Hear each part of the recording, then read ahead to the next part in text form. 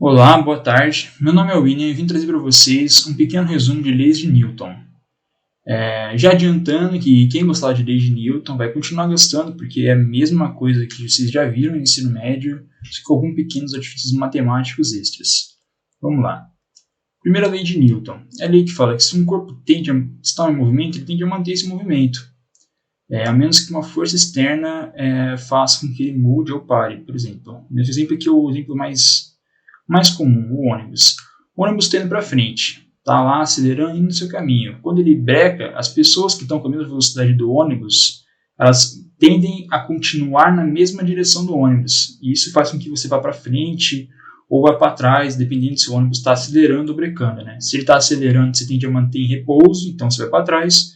Se ele está brecando, você tende a manter o movimento do ônibus, então você vai para frente.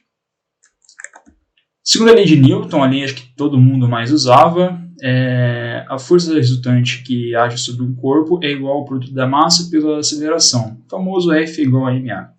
Só queria ressaltar uma coisa para vocês que é muito importante, é que a força e a aceleração são vetores. Isso é uma coisa muito importante, que quando vocês vão trabalhar uma resposta, sempre lembrem que isso aqui são vetores e coloquem a setinha em cima. Porque agora isso aqui vai ser muito importante. Vocês vão ver em geometria analítica sobre vetores. Eu recomendo bastante usar essa notação. Ponto. Agora a segunda lei de Newton. Né? Aqui vocês vão ver que a segunda lei de Newton é bem parecida com uma força-peso. Mais para frente vocês vão ver forças gravitacionais e aí como um corpo atrai o outro no espaço. Mas, por enquanto, força gravitacional você pode tratar como força sendo igual a massa vezes a gravidade presente no local. Bom, força-peso. Essa força-peso é a força em que um objeto apresenta com a sua própria massa. Né? Por exemplo, se eu tivesse um bloquinho, qual seria essa força que esse bloquinho exerceria se ele tivesse, por exemplo, em queda livre? Seria a força-peso dele. Essa força aqui tem a mesma fórmula da força gravitacional, é a massa vezes a gravidade do local. Lembrando sempre que essa gravidade aqui é uma constante, se tratando da Terra, né, ou de qualquer outro planeta, sempre vai ser uma constante. Você não vai ver uma gravidade assim alterando com o decorrer do espaço. Tá. Força normal. Essa força normal, na verdade, é uma força de reação. Ela sempre ocorre dependendo contrária à força-peso, né? Ou qualquer outra força. Por exemplo, aqui a gente tem um bloquinho, aqui você tem a força-peso agindo sobre o bloquinho e resultando contrariamente a uma força normal.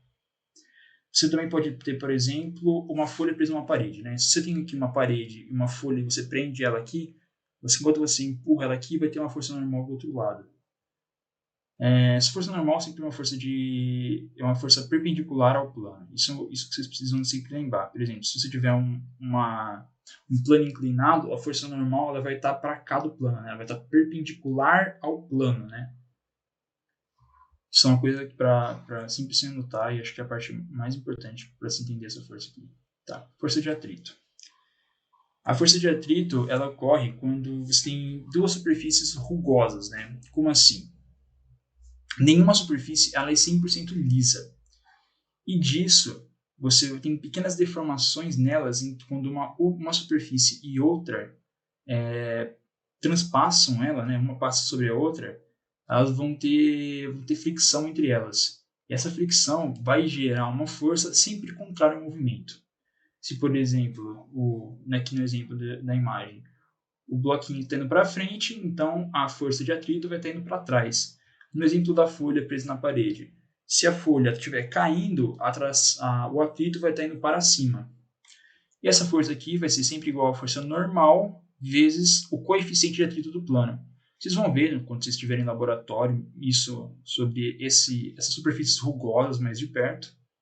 E como, por exemplo, se você tem, por exemplo, um trilho de ar aqui embaixo, esse trilho de ar tirar esse contato entre os blocos, que essa força de atrito vai ser praticamente não existir, vai ser nula. Isso faz com que o corpo tente se manter em movimento, né, seguindo a primeira lei de Newton. Vamos para o próximo, que é a atração. A atração é uma força resultante quando é aplicada, por exemplo, numa corda ou numa corrente, qualquer coisa que interligue. Né? Ela vai ser basicamente assim, ó. por exemplo, eu tenho aqui uma força, ó, eu estou puxando esse bloco para baixo. A força da tração vai estar dentro da corda e vai ser para cima. Assim você é uma força contrária à força aplicada, né? Por exemplo, aqui eu tenho um bloco, a força peso dele está aplicando para baixo, então a tração vai estar para cima. Aqui, por exemplo, se eu estou puxando esse bloco para baixo, a tração vai estar para cima, e como aqui ele vai estar puxando, né, esse bloco aqui para cá, né? Porque aqui você não vai ter nenhuma outra força contrária, só se tiver, por exemplo, um atrito para cá, mas portanto, isso aqui como ideal não vai ter nenhuma outra força. Bom, terceira lei de Newton, né? Vamos lá. Terceira lei de Newton. A terceira lei de Newton é a famosa lei da ação e reação. Se você tem uma força para um lado, sempre vai ter uma outra força de mesmo módulo, mas sentido oposto para o outro. Isso que possibilita a gente de andar, né? Que quando você está andando, por exemplo, se você aqui é o chão e aqui é seu pé, quando você vai andar, você você empurra o chão para trás e vai para frente, né? Isso parte totalmente da ação e reação. Tem, inclusive, se vocês quiserem ver a famosa ação e reação, é se você empurrar a parede, né? O famoso. Que quando você empurra a parede, você é empurrado com a mesma força para o outro lado, né? Isso faz com que blocos não passem entre blocos. Beleza, ó. Aqui eu trouxe um exercício para vocês, um exercício muito, muito básico. É do Halliday, da edição 10, tá? É nesse módulo aqui, 5.1, é o exercício 5. Uma dica para vocês, se vocês forem usar Halliday ou Tipler. Aqui, ó, como vocês podem ver, esse exercício é de duas bolinhas. No Tipler são estrelinhas, não bolinhas. Os exercícios uma bolinha são exercícios super fáceis. Os duas bolinhas são os médios e os três bolinhas são os difíceis. Peguei o exercício médio aqui, que ele é mais assim como usar as forças, sabe? Não é um exercício assim que você precisa de uma mega interpretação sobre. É um exercício assim que você vai usar, sabe? Nada muito extraordinário. Vamos lá. Eu vou ler uma vez aqui para vocês.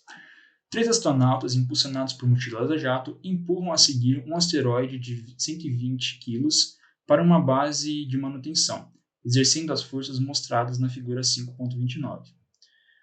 Com F1 igual a 32 newtons, F2 igual a 55 newtons, F3 igual a 41 newtons, θ1 igual a 30 graus e θ3 igual a 60 graus, determine a aceleração do asteroide, A, na notação dos vetores unitários, e como B, o módulo, e C, o ângulo em relação ao seu limite positivo.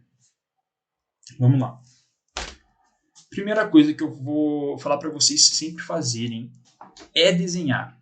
É uma coisa assim que vai te poupar um tempo muito grande depois. Se vocês desenham o exercício, não os exercícios assim teóricos, mas exercícios mais assim de um bloquinho puxando o outro, ou um bloquinho descendo, ou até mesmo esse de ser astronautas empurrando, quando você desenha fica muito mais fácil de enxergar as forças. Ó, como vocês podem ver aqui, você tem a F1 com 30 graus, de 32 newtons, F2, 55 newtons, que está a 0 graus do eixo, e a F3, de 41 newtons, a 60 graus negativos do eixo. Uma coisa também muito importante que vocês devem ter visto em movimento é sempre lembrar de falar aonde é positivo, né? Aqui eu coloquei para cá e para cá. Eu estou apontando aqui os eixos para cima e para a direita como sendo positivos. Vamos lá. Primeira coisa que eu fiz aqui foi decompor a força 1. Ó, eu tenho aqui o x e o y. A força 1 está para cá, na diagonal. Então, eu vou ter um Fx1 e Fy1, era 32 newtons. Como eu sei que o ângulo é 30 graus, por cosseno eu consigo achar o Fx1 e por seno eu consigo achar o Fy1. E aí, com isso, eu queria lembrar vocês devem ter visto em movimento também, que na física vocês não usam x e y para notação de vetores, e sim i e j. Então, na hora de escrever, vocês vão escrever como F1 igual a 27,61 i mais 16j. É assim que a física usa, é assim que recomenda vocês usarem quando vocês forem fazer um exercício de física. Ok, então nós já temos a força 1. Vamos para o próximo. A força 2. A força 2 ela está aqui, é 0 graus, 55 newtons, então fica super mais fácil, porque eu sei que ela não vai ter nenhuma composição y. Então, lembrando de novo, né? O x vai ser igual a i e o y vai ser igual a j. Então, eu vou ter que a F2 é 55i mais 0j. Vamos para F3. Vamos lá, eu tenho ela aqui com... Então vamos para F3, vamos lá, eu tenho aqui para baixo um ângulo de 60 graus, então eu posso decompor entre F3x e F3y. Vamos lá, a F3x eu faço cosseno de 60 vezes F3, eu vou ter 20,5. A F3y eu vou ter 160 vezes F3, 35,5. Famoso seno e cosseno aqui, basiquinho de como faz. Com isso, sabendo que y é x e j é y de novo, vale ressaltar isso aqui sempre. Eu vou ter que a F3 é 20,5i menos 35,5j. O menos aqui vem porque eu já falei anteriormente que para cima é positivo e para a direita é positivo. Então, para baixo, que essa F3 está para baixo, vai ser negativo. Então, por fim, sabendo essas forças aqui, eu vou conseguir achar a força total, né? Então, eu somo elas e eu vou achar que a força total vai ser 103,21i menos 19,5j. Ok, mas ele não quer a força, né? Se você for voltar lá naquele exercício, vocês vão ver que ele quer a aceleração, né? Então, a famosa força igual a massa vezes a aceleração, eu vou ter que a aceleração vai ser essa divisão aqui, 103,21i menos 19,5j dividido por 120. Lembrando que quando você está fazendo essa divisão aqui, a divisão é a famosa multiplicação de constante por vetor, né? Porque eu estou multiplicando sobre 1 sobre 120. Eu divido esse aqui e esse aqui, tá bom? É assim que você faz essa multiplicação de vetores, né? Vocês podem ver isso mais, vocês vão ver isso, na verdade, em geometria analítica. Eu vou encontrar aqui que é 0,86i e menos 0,16j metros por segundo ao quadrado. Essa aqui é a primeira resposta da aceleração. Agora ele quer isso aqui, mas não em vetores unitários, né? Que esse i e esse j são chamados de vetores unitários. Ele quer a resposta em módulo. Então vamos lá, ó. Desenhando esse vetor aqui, eu vou ter o AY aqui com 0,16 e o AX aqui com 0,86, então eu vou ter esse aqui sendo a aceleração, né? Se você for ver aqui, trazer esse vetor para cá, vocês vão ver que isso aqui dá um triângulo retângulo, então por Pitágoras eu consigo tirar quanto que vale esse vetor aqui, então eu vou ter que 0,86 ao quadrado mais 0,16 ao quadrado, tirando a raiz disso eu vou ter a aceleração. Então tem que a aceleração é igual a 0,88 metros por segundo ao quadrado. Essa aqui vai ser o módulo da aceleração. E por fim, ele quer esse delta aqui, ó. Ele quer este valor aqui de delta, que ele quer a deformação disso aqui em relação ao eixo x, né? Então, sabendo que a aceleração é 0,88 metros por segundo, por um cossenozinho eu consigo achar que o cosseno desse ângulo aqui vale isso. Então, o arco cosseno vai ser igual a 12 graus. E por um seno, eu sei que o seno é isso aqui, o arco seno vai dar 12 graus. Só que tem uma ressalva, né? Esse 12 graus aqui é em relação a esse eixo x, seriam 12 graus aqui, ó. Mas como eu não tenho, não é esse grau que ele quer, é esse aqui para baixo, a resposta vai ser menos 12 graus. Então é isso, a primeira aula de leis de Newton. Espero que vocês tenham gostado. Só ressaltando que isso aqui não substitui uma aula do professor de física. Eu recomendo muito que vocês assistam as aulas que vai estar dando.